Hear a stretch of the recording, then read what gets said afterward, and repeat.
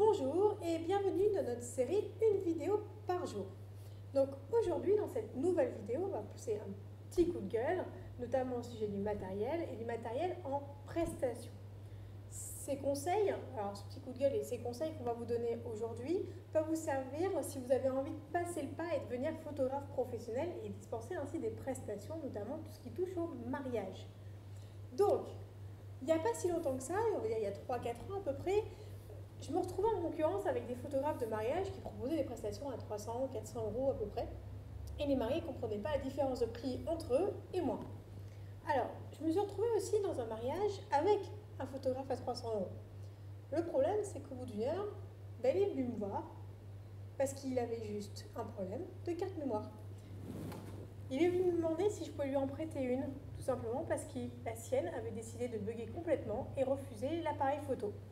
Alors par chance, j'en avais, mais justement, c'est pour ça que je vous parle d'une petite différence entre les photographes de mariage à 300, 400 euros, enfin tous ces prix un peu bas prix qui font du low cost, et les autres.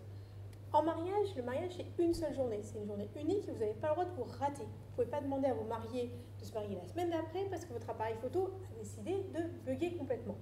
Donc premier conseil, l'appareil photo, il faut en avoir deux.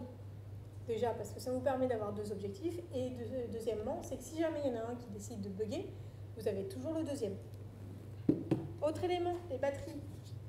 On en a plusieurs également. Parce que les batteries, ça utilise très très vite en mariage. Au bout de 2-3 heures, en général, elles sont fatiguées et il faut en changer. Les cartes mémoire, on en a déjà parlé, on en a plusieurs également. Plutôt des petites capacités également pour éviter justement que si elle bug, on perd 32 Go de photos. C'est plus facile ou moins, on va dire, désastreux de perdre 4 Go de photos que 32. Idem pour les objectifs, on essaye d'en avoir plusieurs. Imaginons que votre appareil photo tombe et que l'objectif est complètement fêlé. C'est toujours bien d'en avoir un deuxième et de sauver au moins les meubles. Donc la photo de mariage, c'est très particulier, c'est donc une journée unique. Il faut vraiment prévoir tous les coûts et le matériel n'est jamais fiable à 100%. Donc faites toujours en sorte d'avoir du matériel qui fonctionne, que vous avez réparé et nettoyé, mais surtout d'avoir des systèmes de secours en cas de souci.